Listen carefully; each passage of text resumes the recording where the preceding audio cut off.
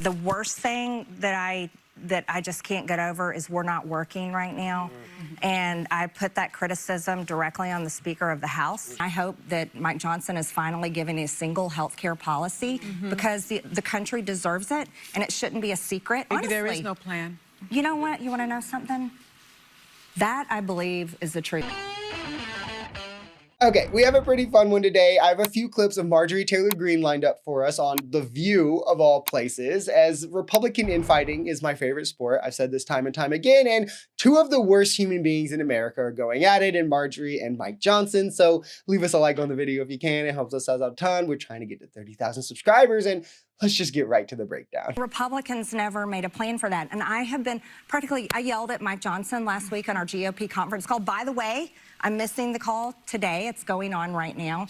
And I hope that Mike Johnson is finally giving a single health care policy because the country deserves it, and it shouldn't be a secret. And I shouldn't have to go into a skiff to go find our Republican health insurance plan. Maybe Honestly, there is no plan. You know what? You want to know something?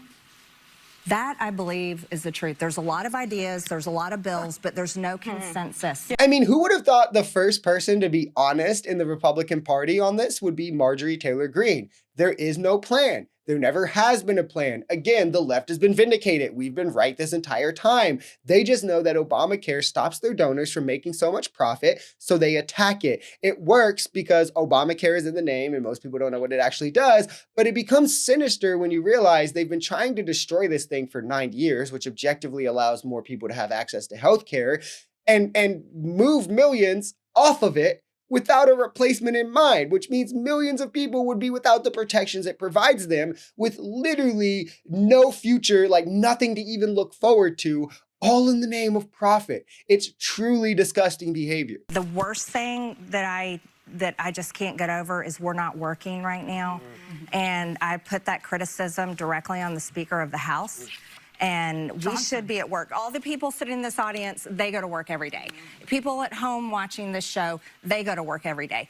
Ladies, you go to work every day. The people on your set, and it is an embarrassment to me that we're not in session. Guys, this is the most MAGA Republican of all time, even admitting it's on MAGA Mike Johnson. This is MAGA's government shutdown. It is their fault. It's really simple. If they were in session right now, which Mike Johnson has had them out of for over 40 days by his own discretion, they could be voting on bills to keep SNAP fully funded, like every single Democrat supports. They could be having discussions on the ACA credits that Republicans refuse to budge on that is keeping the government shut down. They could be finding solutions to relieve the strains that people are feeling during this shutdown, but Mike Johnson doesn't want to have to swear in ad litem to have the tie-breaking Epstein vote, so none of that is going to happen. Instead, you have Republicans put the same bill on the floor over and over again. They haven't changed a single part of it to actually try and get more votes because they're just doing this for optics, for politics, so they can go, oh, look, Democrats voted against this 100 times,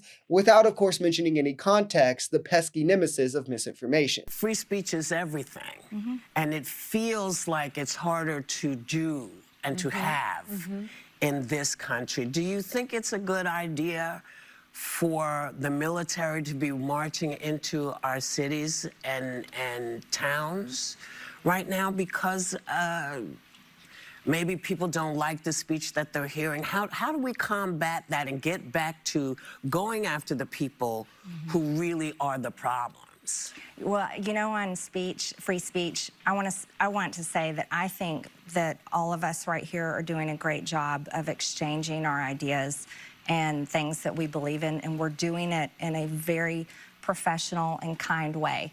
And here she is returning to MAGA form as she dodges the obvious question about the military in American cities. It's because she knows, like all Republicans, Trump will cancel you, right? You cannot critique him too hard. He will ostracize you from the party, if you disagree with him too much on too much. So when it comes to criticizing the party, she's all for that. She'll just direct it at Mike Johnson, someone who doesn't really wield a lot of power. But when it comes to criticizing Trump, well, you can see she's not willing to do that. She's going to try to steer the conversation elsewise, making her only as useful as her honesty is willing to take her, which is not very far. It's still Marjorie Taylor Greene, let's be honest. Trump is marching the military through American streets. That's fascism. He's targeting only blue cities to do so as well. That's fascist, authoritarian, and political weaponization. And everybody knows this. That's the thing. Like, everybody knows it. It's the most authoritarian act we've seen a president do in decades, if not ever. And multiple US citizens, veterans even, children even, the elderly even, are being harassed as a result of it. As Trump goes on 60 Minutes and says,